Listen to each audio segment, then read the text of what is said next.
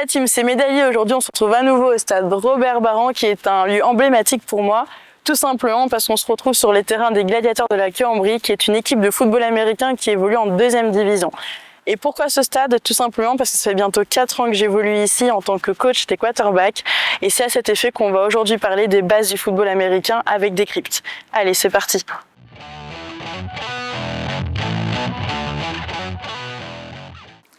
On dit souvent que le football américain est un sport incompréhensible ou encore bourré de règles. Et croyez-moi, il y a 8 ans quand j'ai commencé en tant que joueuse, j'étais exactement dans le même cas que vous. Mais je vous promets, en fait c'est vraiment très simple et on va y aller étape par étape.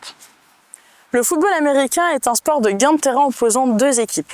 L'objectif pour chacune d'entre elles est de marquer le maximum de points en sachant que celle qui en comptabilise le plus a gagné. Pour le moment c'est simple, non?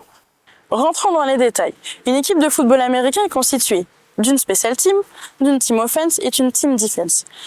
À eux trois, ces groupes représentent un effectif de 53 joueurs. Lors des phases de jeu, si nous avons l'équipe offense A sur le terrain, elle sera en opposition à la defense de l'équipe B. Vous me suivez toujours? Un match se divise en 4 cartons de 15 minutes, soit un temps total d'1 heure sans compter les arrêts de jeu. Mais passons cette règle un petit peu trop compliquée pour le moment. À savoir qu'en début de premier et de troisième quart-temps, le coup d'envoi est matérialisé par un kick-off. Pour gagner du terrain, une équipe offense dispose de 4 tentatives pour parcourir au minimum 10 yards. Afin d'atteindre au minimum ces 10 yards, la team offense a 2 options, les jeux de passe ou les jeux de course, le but étant d'aller marquer des points. A contrario, la défense a elle pour objectif de contrer l'attaque avant de dépasser ces 10 yards. Justement, parlons de la marque. Regardons ensemble comment il est possible de marquer des points pour faire gagner son équipe. Pour marquer, plusieurs possibilités. Premièrement, le touchdown qui équivaut à 6 points. Suite à cette action-là, l'offense a la possibilité de marquer soit 1 point, soit 2 points grâce à une transformation.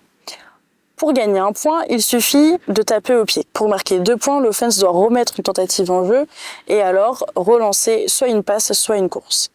Deuxième possibilité pour marquer des points, le field goal. Cette action intervient quand l'offense est sur le point de marquer un touchdown, mais où le coach sent qu'on ne va pas y arriver. À ce moment-là, l'offense sort du terrain pour laisser place à la special team, qui grâce à un coup de pied a la possibilité de faire passer le ballon entre les 2 poteaux. Cette action permet de marquer 3 points supplémentaires à son équipe. La dernière façon de marquer des points est le safety. Cette action est plutôt réservée à la défense.